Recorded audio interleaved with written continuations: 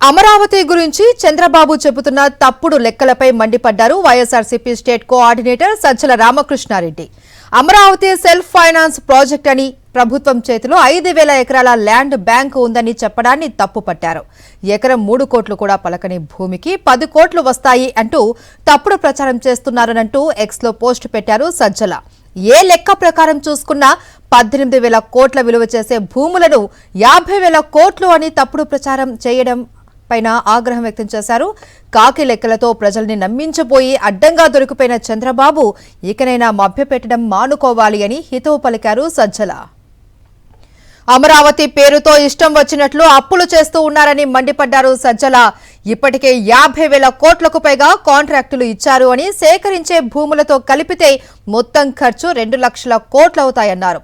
ఇప్పటి వరకు ఖర్చు పెట్టిందంతా అప్పేనని, ఇకపై పెట్టే ఖర్చు కూడా అప్పే అన్నారు. దానికి వడ్డీ లెక్క వేస్తే సంవత్సరానికి 15,000 నుండి 20,000 కోట్లు చెల్లించవలసి వస్తుంది అన్నారు. రాజధాని పూర్తయ్యే నాటికి వడ్డీ కలిపితేనే 3 నుంచి 4 లక్షల కోట్లు ఖర్చు కాదా అని ప్రశ్నించారు. అమరావతి పేరుతో రాష్ట్రాన్ని శాశ్వతంగా అప్పుల ఊబిలో ముంచేందుకు చంద్రబాబు కుట్ర పన్నుతూ ఉన్నారని మండిపడ్డారు సజ్జల. అమరావతికి పెట్టే ఖర్చులో 10%తో మావిగన్ను అభివృద్ధి చేస్తే అగ్రశ్రేణి నగరాల సరసన నిలుస్తుంది అన్నారు. మరింత సమాచారం మా ప్రతినిధి రవీంద్ర అందిస్తారు. రవీందర్,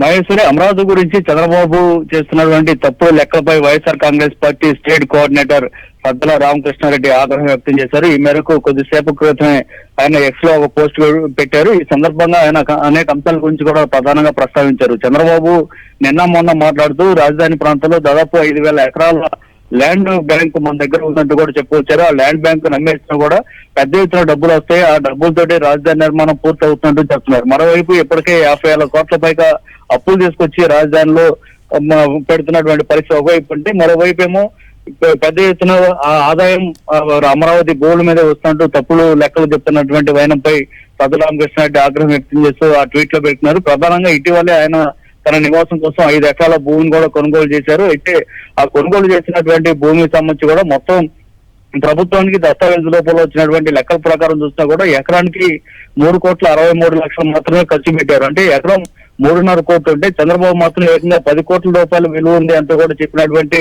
అబద్ధపు ప్రచారాన్ని సజ్జల రామకృష్ణారెడ్డి ఖండిస్తూ ఆ ట్వీట్ లో పెరుగుతున్నారు.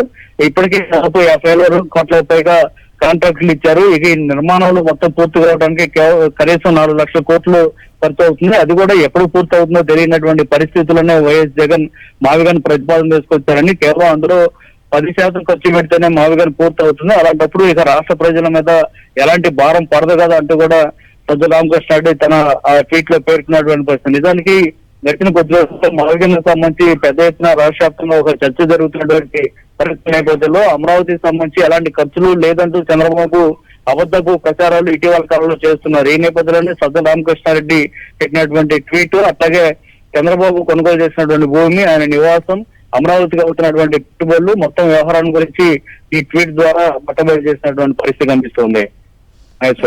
Thank you Ravinder.